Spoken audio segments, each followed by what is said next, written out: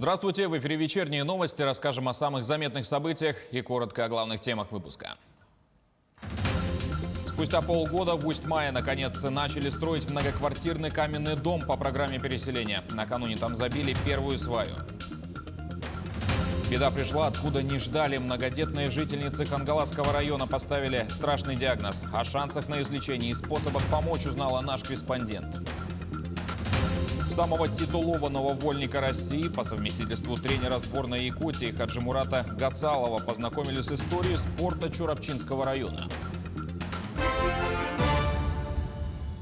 В 10 километрах от поселка Нижний Вестяк произошел взрыв на территории станции по сжижению природного газа. Сообщение поступило в единую систему 112. На место выехали 11 человек и 3 единицы техники. На станции произошел хлопок газовоздушной смеси в контейнере с оборудованием. Открытого горения не случилось. В результате хлопка погибших и пострадавших нет. Подготовку к паводковому и пожароопасному сезонам обсудили сегодня на всех уровнях. Совещание прошло у премьера правительства Андрея Тарасенко. Касаемо безопасного пропуска паводковых вод, особое внимание уделяется зонам возможного подтопления, толщине льда, а также снегозапасам. В этом году значительное количество осадков наблюдается на севере, северо-востоке и юге республики. Работы по ослаблению прочности льда выполняются за счет средств федерального бюджета. На эти цели выделено 10 миллионов рублей. Кроме того, разрабатывается план действий по предупреждению и ликвидации лесных пожаров на территории каждого района. Мишустин поручил решать жилищные проблемы молодых ученых. Он озвучил это во время рабочей поездки в Новосибирскую область. Теперь Минстрой и Миноборнауки должны до середины апреля представить соображения по упрощению процедуры получения жилищных сертификатов для молодых ученых. Тем самым произойдет расширение программы льготной ипотеки. Спустя полгода подготовки в Усть-Мае забили первую сваю будущего многоквартирного дома. Еще в сентябре прошлого года компания «Энергостройинвест» приступила к работам, но помешала пандемия. И вот, наконец, дом строят по программе переселения из ветхого и аварийного жилья. Это первое 55-квартирное здание в поселке, да еще и в каменном варианте. По контракту у них, значит, срок сдачи это май 22-го, но подрядчик, если никаких не возникнет проблем, то, возможно, будет сдача к концу в декабре 2021 года. Дом рассчитан на 55 квартир, то есть наши граждане, более 55 семей получат ключи от новых квартир. Очень рада, что продолжает работать программа переселения из ветхого жилья, и что наш дом по улице Горького, 54, попал в эту программу и будет снесен, и построено новое жилье. К столетию открытия инсулина сегодня в Якутске состоялась научно-практическая конференция под названием «Современная клиническая диабетология. Инновационные решения и возможности». Участие в ней приняли врачи-эндокринологи, терапевты, врачи общей практики. Перед ними выступили приглашенные федеральные лекторы. Отметим, что сегодня диабетом страдает по разным данным 230-347 миллионов человек на планете. Это примерно 6% взрослого населения земного шара. Решили вот именно на данную научно-практическую конференцию сделать акцент по гипогликемии. Да, это гипогликемия, это снижение уровня сахара в крови при лечении, и это основной барьер для интенсификации лечения.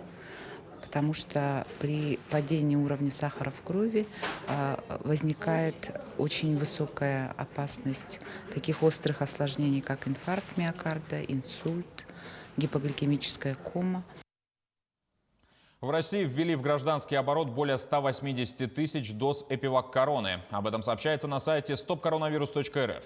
Вакцину вводят двукратно, внутримышечно, с интервалом в 3 недели. Все добровольцы осмотрены после первой вакцинации или на 21-й день после введения второй дозы. Уточняется, что сильных нежелательных реакций не наблюдалось. За последние сутки в Якутии выявили 27 новых случаев коронавирусной инфекции. В Якутске COVID-19 заболели 18 человек. В Алданском районе 3 случая, в Мегино-Кангаласском и Тампонском по 2. В Ленском и Алекминском районах по 1 заболевшему. За сутки лаборатории региона провели более 1700 исследований на COVID-19. Получили первую вакцину более 55,5 тысяч человек, а вторую более 39 тысяч якутян. В семью Латышевых из Хангаласского района пришла беда. У многодетной мамы Александры обнаружили опухоль головного мозга. Ей срочно требуется дорогостоящее лечение за пределами региона. Вот только где, пока неизвестно. Чтобы не терять время, отец семейства Николай уже начал вести переговоры с крупными клиниками и объявил о сборе средств. С родственниками встретилась Виктория Федорова. Только недавно в семье Латышевых царило счастье и идиллия, ведь на свет появился новый член семьи – маленький Кеша. Ничто не предвещало беды, но как гром среди ясного неба врачи поставили Александре страшный диагноз – опухоль левой лобной доли головного мозга глиального ряда. Ночь 3 на 4 я сидел за компьютером, она в 12 ночи встала, покормила ребенка и уснула. И в 2 ночи у нее неожиданно судороги были, эпилепсия, похожая на эпилепсию. Я вот подбежал к ней и стал вот первую помощь оказывать. Раньше у нее были такие? Раньше у нее таких судорог вообще не было. Александру экстренно госпитализировали в Покровскую городскую больницу. После перевели в Якутск. Сейчас я с Александром, вот, женой общаюсь каждый день даже не по несколько раз, и видеосвязь, и через телефон. Ну, она сейчас на данный момент себя хорошо чувствует, нормально. Ну, иногда голова болит, головокружение есть. Больше всех по маме скучают дети. Год назад семья взяла на опекунство племянника. И сегодня Александра с Николаем – родители 6. Старшему 14, младший родился всего 3 недели назад.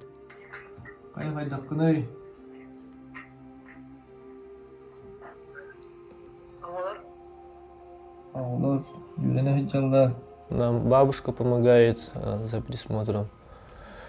Старшие ходят в школу, 3 старших, и дочка, и племянник на опекунстве у нас находится, сестры, сын. Он тоже в садик ходит. Латышевы – пример современной образцовой семьи. Супруги – оба педагоги, дети – круглые отличники. Их семейное хобби – спорт. Будь то шашки, лыжи, эстафеты. Ни одно городское и районное мероприятие не проходит без их участия. К сожалению, в республике подобную операцию не проводят. Кроме того, после хирургического вмешательства потребуется долгая реабилитация. Сама ничего не помнит, очутилась, что у нее в трубках лежит. Потом вот они обследование сделали вот на РБ-2 и обнаружили вот такой диагноз. Требуется срочно дорогостоящее лечение. Прошу вас, давайте не останемся равнодушными и поможем молодой многодетной семье побороть коварную болезнь. Родные Александры надеются на помощь и поддержку земляков. Важна любая помощь. Каждый переведенный рубль и каждая уделенная минута. Минуты несутся быстрее. У Александры шанс один. Он последний. Виктория Федорова, Виолетта Засимова, Григорий Хлопков, Якутск, Покровск. Чурапчинский район сегодня посетил главный тренер-консультант сборной Якутии по вольной борьбе Хаджимурат Гацалов. Олимпийский чемпион, 5-кратный чемпион мира, 3-кратный чемпион Европы отправился на заречную территорию, чтобы принять участие в мероприятиях, посвященных 45-летнему юбилейному году триумфа якутских борцов-олимпийцев в Монреале. Гонцалов посетил музей спортивной славы имени Коркина, дом, где жил великий тренер, а также республиканскую спортивную школу его имени. Во второй половине дня состоялась встреча с преподавателями Чурапчинского института спорта, после чего провел мастер-класс и поделился своим богатым опытом. Сегодня то, что я увидел, я не ожидал, честно говоря, что настолько все здесь вот именно прогрессирует, настолько подход именно современный, научный. И я думаю, что с таким подходом и вообще Чурапчинский район и вообще в Якутии будут хорошие перспективы, хорошие результаты. Родителям Мирнинского района помогут определиться, в какую спортсекцию отдать ребенка. На этой неделе в городах Алмазного края запустили федеральный инновационный проект «Стань чемпионом». В Мирном во дворце спорта «Кимберлит» тестирование могут пройти дети от 6 до 12 лет. Подробнее расскажет Анна Винокурова. На первый взгляд осмотр в медкабинете. На самом деле тестирование по системе «Стань чемпионом». Специалисты изучают детей по более чем 150 показателям. Система тестирования «Стань чемпионом» определяет, к какому виду спорта дети более предрасположены. Например, ребенок хочет заниматься художественной гимнастикой, но физиология и психика такие, что он бы мог достичь высот в легкой атлетике или в дзюдо. Тестирование проходит в 4 этапа. Определяют темперамент ребенка, его уровень памяти, внимания, скорость реакции, а еще измеряют тело. На аппарате плантографии видно, есть ли у будущего чемпиона плоскостопие. Есть и спортивное оборудование, которое покажет уровень выносливости юного организма. Система на месте определяет, какие виды спорта подходят ребенку и каково его физическое состояние. Мы получили это оборудование в конце прошлого года. Был проделан очень большой объем работы. Разработчики проекта приезжали сюда, мы проводили обучение. Мы обучили персонал в большем количестве, чем это требовалось, для того, чтобы иметь возможность выбрать из обучившихся тех преподавателей, тех тренеров, которые показали наилучшие результаты. Прожми, прожми, прожми. Молодец, хорошо, умочка. София Буторина занимается фигурным катанием с 6 лет. На лед ее привели родители. И, как оказалось, не ошиблись. Результаты тестирования показали Соня в своей тарелке. Этот вид спорта подходит ей по всем показателям. Да и сама девочка довольна. Я вообще занимаюсь чисто просто для себя. Это мое удовольствие. Я этим увлекаюсь. В мирном, удачном Айхале якутский комплекс «Стань чемпионом» получили по инициативе компании «Алроса». Сегодня тестирование проходит в 8 регионах страны. Его прошли более 10 тысяч детей. Мы сегодня посмотрели полностью, как работает эта система, довольно интересная. И самое главное, что эта система появится не только в городе Мирном, здесь, в Дворце спорта Кимберлит, но и будет такой же комплекс в городе Удачном, в поселке Айхал и в городе Якутске. Сегодня во Дворце спорта Кимберлит тестирование могут пройти дети от 16 до 12 лет. Для этого нужно зайти на сайт комплекса «Стань чемпионом» и выбрать удобное время. Тест бесплатный, занимает 1,5 часа. В итоге родители получают подробные рекомендации по выбору наиболее подходящего спортивного направления, а также оценку физического состояния своего ребенка. Анна Винокурова, Роман Ларин, Алексей Меркулин, телеканал «Алмазный край». К этому часу пока все. Наши корреспонденты продолжат следить за новостями. Носите маски, мойте руки и не забывайте про социальное дистанцирование. До встречи в эфире.